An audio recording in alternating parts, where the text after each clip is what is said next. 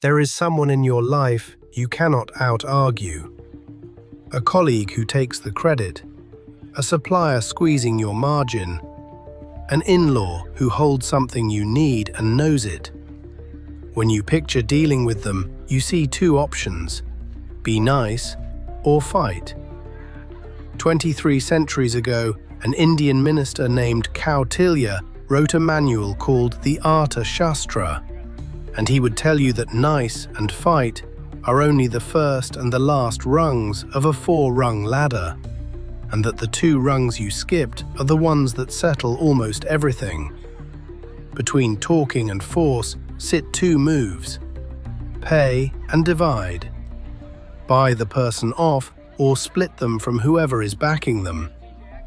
Kautilya's ladder runs conciliate, pay, divide, force, cheapest first, and he expects you to start at the bottom because the cost rises at every step, and only a fool pays for a result he could have had cheaper. That is the first thing this book hands you. The second will rearrange how you read a room. Kautilya says the state next to yours is your enemy, and the state beyond that one is your ally. And this is not a judgment about anyone's character. It is geometry. Adjacency creates friction. Distance creates common interest. Your rival's rival is useful to you whether or not you like him. This is the Arthashastra, a 2,300-year-old operating manual for running a state, lost for 1,000 years and recovered from a bundle of palm leaves in 1905. People call it India's art of war. It is longer, broader, and far more ruthless. Tax schedules, spy networks, poisoners, and instructions on when to break a treaty. We are not here to endorse any of it. We are here so you can recognize it when it is being done to you. This is the Arthashastra in about 20 minutes. So who wrote it?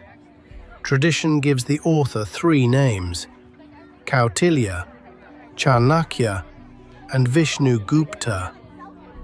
The story, retold for 2,000 years, is that he was a Brahmin scholar from Taxila, humiliated at the court of the Nanda kings, who swore he would not bind up his hair again until that dynasty was destroyed.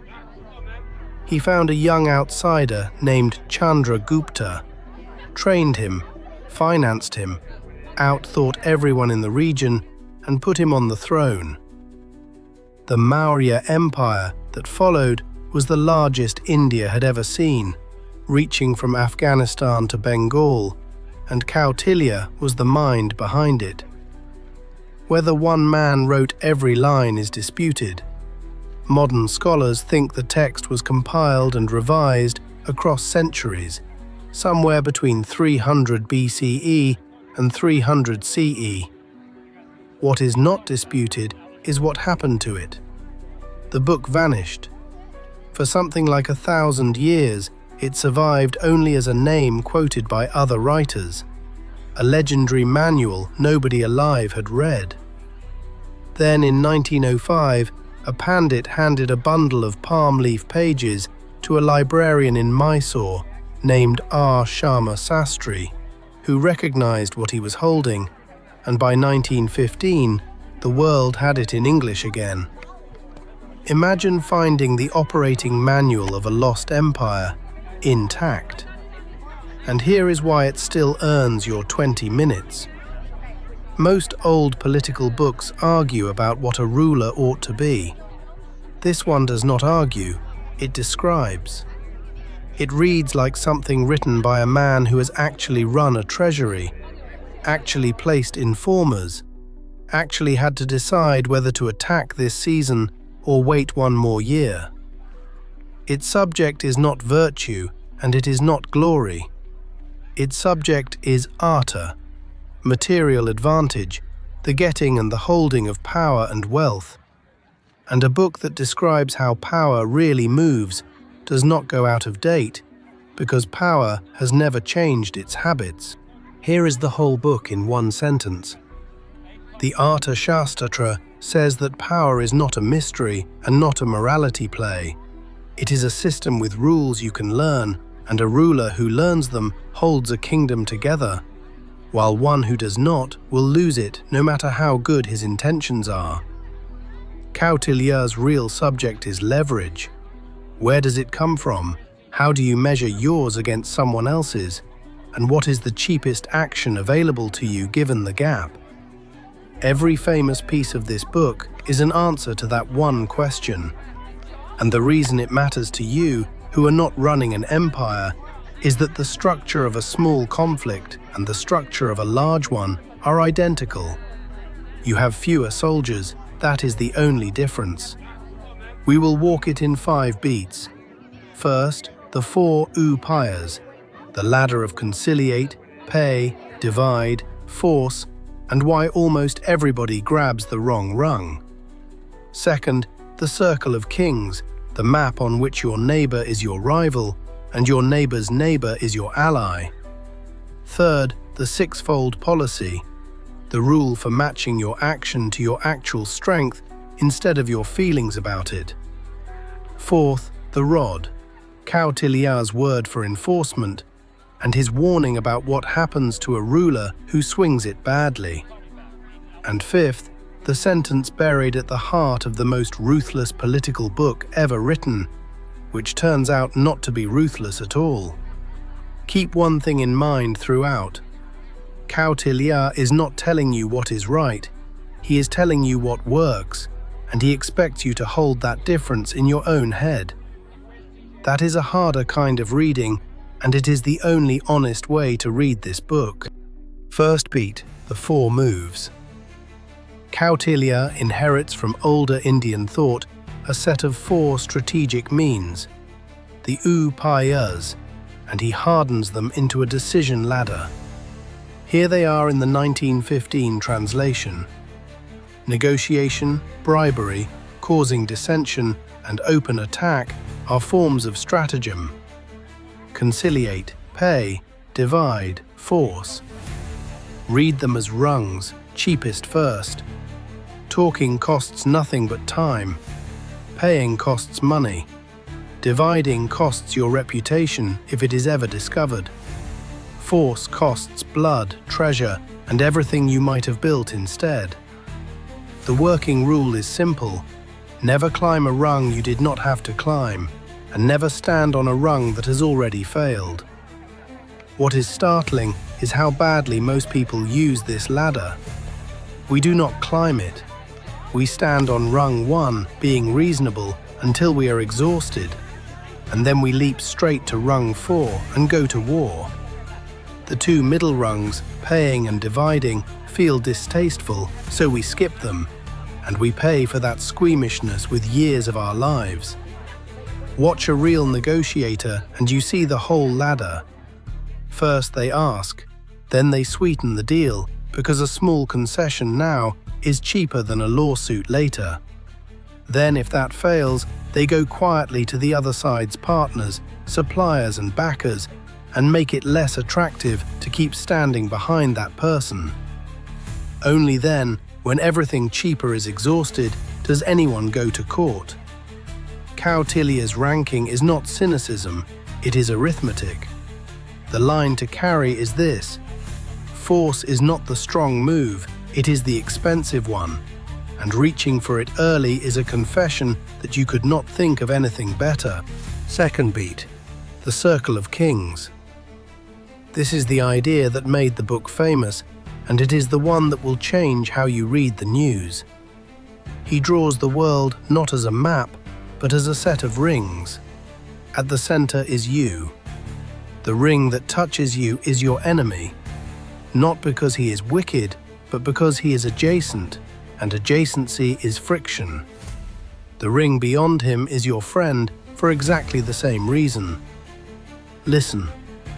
The king who is situated anywhere immediately on the circumference of the conqueror's territory is termed the enemy. And then, the king who is likewise situated close to the enemy, but separated from the conqueror only by the enemy, is termed the friend. That is the whole theory. Your neighbour is your rival. Your neighbour's neighbour is your natural ally, and you may never have met him. Kautilya extends the rings outward, adding a middle king strong enough to matter and a neutral king stronger than all of them. And he expects a ruler to know his own position in that geometry at every moment. Now stop thinking about kingdoms. Think about the department next to yours, competing for the same budget. Think about two companies who share a border in the same market, and the third one, far away, who would happily fund a war between them. Think about your own family. Friction concentrates where interests overlap, and interests overlap where things touch. The line to carry. Before you ask who is good and who is bad, ask who is adjacent to whom. The answer will predict more of the behavior than anybody's stated values ever will. Third beat, matching the move to the moment. Having mapped the board, Kautilya hands the ruler 6 possible postures and 1 rule for choosing among them. The 6 are peace, war, staying still, marching, seeking the protection of someone larger, and doing 2 of these at once with different parties. The rule is brutally simple. Whoever is inferior to another shall make peace with him. Whoever is superior in power shall wage war. That is it. Not fight when you are angry or make peace when you are tired. Fight when you are stronger, make peace when you are weaker. And when you are neither, sit still or attach yourself to someone larger until the balance shifts. Notice what this demands of you, an honest measurement of your own strength. That is the rarest thing in politics and in ordinary life, because we assess our position with our feelings. The weak side convinces itself that being in the right counts as an army. The strong side dithers out of a vague wish to be liked. Kautilya has no patience for either. He also insists on something modern strategists rediscovered painfully in the last century. The posture is temporary. Peace is not virtue, and war is not failure. Both are instruments chosen for a season and dropped when the numbers change. The line to carry: know which of the 6 you are actually in. Most bad decisions are not bad choices. They are the right choice made from the wrong position. A weak party picking a fight it cannot win. A strong one negotiating away what it could simply have kept. Fourth beat, the rod. Kautilya's word for enforcement is danda, which means the rod or the scepter, and what he says about it is not what you expect. He does not celebrate it, he warns about it. The rod is the thing that makes everything else possible. Without it, he says, the strong swallow the weak like big fish swallowing little fish in a pond. But the rod cuts the hand that swings it carelessly. Here is the warning, and note exactly who he says it turns against you. Punishment, when ill awarded under the influence of greed and anger, or owing to ignorance, excites fury even among hermits and ascetics dwelling in forests, not to speak of householders. Greed, anger, ignorance. Those are the 3 ways enforcement goes wrong, and they are the same 3 today. The manager who disciplines someone in order to feel powerful. The state that punishes in order to look strong. The parent who shouts because the day went badly. Kautilya's objection is technical rather than moral. Punishment that is not proportionate does not produce order, it produces enemies, and it produces them among precisely the people who are leaving you alone. If your hermits are furious, you have already lost. The other half of the warning is that too little rod is also failure. A rule nobody enforces teaches everyone that rules are optional, which is a slower road to the same pond full of fish. The line to carry: Enforcement is a tool with a narrow, correct setting, and both wildly overusing it and quietly refusing to use it will cost you the very thing you are trying to protect. Fifth beat, and it is the turn nobody sees coming. You have now spent 15 minutes inside a book of spies, poisons, and calculated treaty breaking.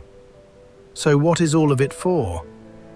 Kautilya answers in a single line, tucked into a chapter on the daily routine of a king. In the happiness of his subjects lies his happiness, in their welfare his welfare. Whatever pleases himself he shall not consider as good, but whatever pleases his subjects he shall consider as good. That sentence sits inside the most cold-blooded political manual ever written, and it is not decoration. It is the constraint that makes the rest of it coherent. Kautilya's ruler is not permitted to enjoy himself. The book divides his day and his night alike into 8 blocks of an hour and a half, and he is on duty in almost all of them. Power in this system is not a prize. It is a job with an output, and the output is measured in whether ordinary people are safe, fed, and left alone to work. The ruthlessness is instrumental. The informers exist because a ruler who does not know what is happening in his own kingdom cannot protect it. Whether the Maurya Empire ever lived up to any of this is a separate question, and the honest answer is, not consistently. But the standard is written down, and it is a demanding one.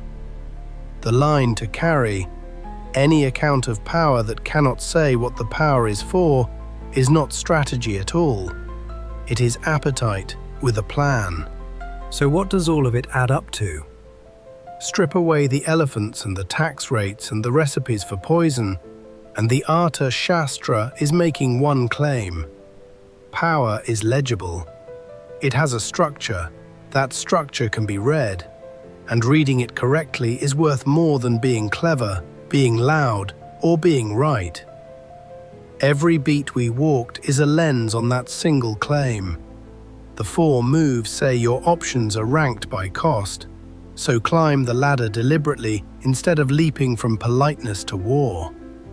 The Circle of Kings says the shape of the board predicts behavior, so look at who is adjacent to whom before you look at who is likable. The 6-fold policy says your posture should follow an honest measurement of your strength, not your mood. The rod says enforcement is the load-bearing wall of any order, and that it fails from too much and from too little alike. And the sentence about the happiness of subjects says the whole apparatus is answerable to something outside itself, or it is nothing but appetite. That is the book. Not a license to manipulate people, and not a moral tract either.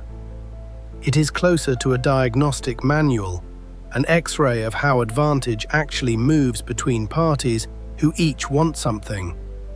Read it once, and offices, negotiations, alliances, and headlines all turn slightly transparent. And the transparency is not always comfortable. You start noticing which rung of the ladder somebody is standing on. You start noticing when a gift is a gift, and when it is rung too. Kautilya's real gift to you is not power. It is the end of a certain kind of naivety. Here is the one thing to do this week. Take the conflict you are actually in, the one you have been avoiding, or the one you have been quietly losing, and find it on the ladder. Ask yourself honestly, have I genuinely tried rung 1? Not a demand dressed up as a conversation, but a real attempt to show the other side what they gain by agreeing. If the answer is yes, then look hard at rung 2 before you go anywhere near rung 4. What would it cost to simply pay this away, in money, in a concession, in credit you let somebody else take? Compare that figure against the cost of 6 more months of the fight, including what those months take out of you. Most people discover that rung 2 was cheaper all along, and that pride, not arithmetic, is what kept them off it. Then do the other exercise, the geometry one. Draw your situation as rings. Who is adjacent to your opponent? Who is adjacent to them? Somewhere on that diagram is a person with no particular love for you, who nonetheless wants the same outcome you want. And Kautilya would say that person is your friend by structure, whatever either of you happens to feel about it. Do both exercises on paper rather than in your head, because the entire value of this book is that it forces a cold look at a situation you have been assessing warmly. Kautilya wrote for a king with an army, a treasury, and a network of informers. You have none of those, and you still live inside the same geometry he mapped. Limited leverage, adjacent rivals, distant allies, and a ladder of moves that runs from cheap to catastrophic. He asks you to see the board coldly, and then, in one quiet sentence, to remember what the game is for.